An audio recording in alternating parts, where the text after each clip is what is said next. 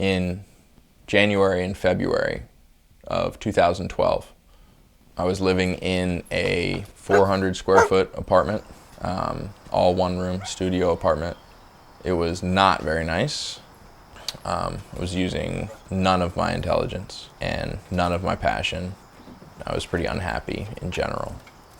My health was poor and my life was going nowhere fast. Where I was in my life at that time was at my lowest. My name is Carter Wilde. I'm a dog trainer.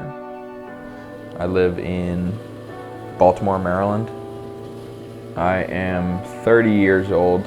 I've been training dogs for about 11 years. I could start out by saying that I do not have a 9-to-5 job. I have a when I wake up to when I go to sleep. First thing in the morning, all the dogs that stay here have to be taken care of. I have my own 2 dogs, and I often have anywhere between 5 and 10 dogs that are here for boarding and training. In the morning, the dogs are the first priority. They go out before I brush my teeth, before I drink coffee, before I make my breakfast. The priority is making sure that they've been managed and that they're getting out to go to the bathroom.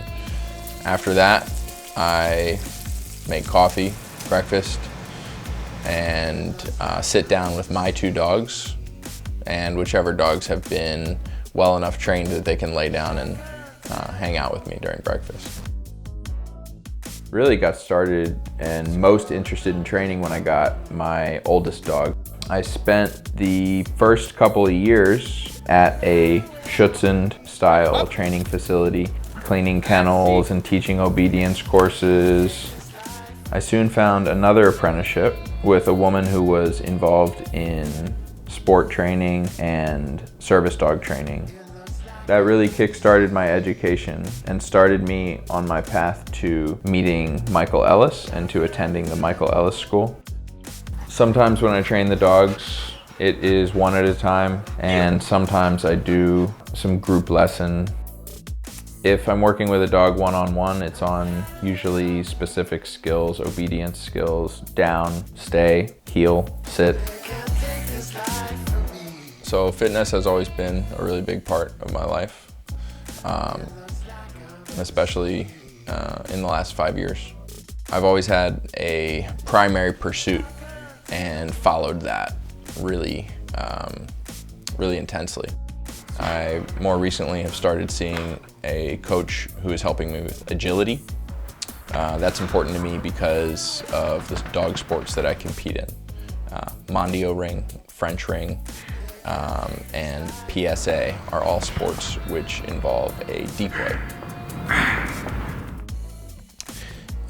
Decoy work is very physically challenging. You're catching a dog that is approximately 75 pounds, traveling at 30 to 35 miles an hour. And if he hits you and you don't have your feet right, you can do some real damage, or he can do some real damage to you. I'm a type 1 diabetic, so in addition to ordinary dietary constraints for someone who's trying to be healthy, I have a whole list of things that affect me a little bit differently than they do other people. I'm very careful and calculated about my carbohydrate and sugar intake. Even things like the amount of protein and fat I eat directly correlate to how my blood sugars are.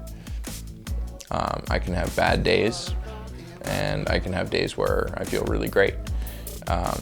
It's been very important to me to maintain my health in relation to my diabetes especially. For the last couple years previous to starting my company, I had a pretty ridiculous schedule. I was working 7 days a week at 3 different jobs. I was drinking constantly.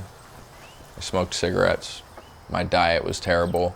My diabetes was completely out of control. My mental health was slipping.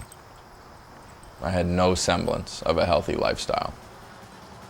I decided I would never drink again. I quit smoking cigarettes, drinking, and changed my life.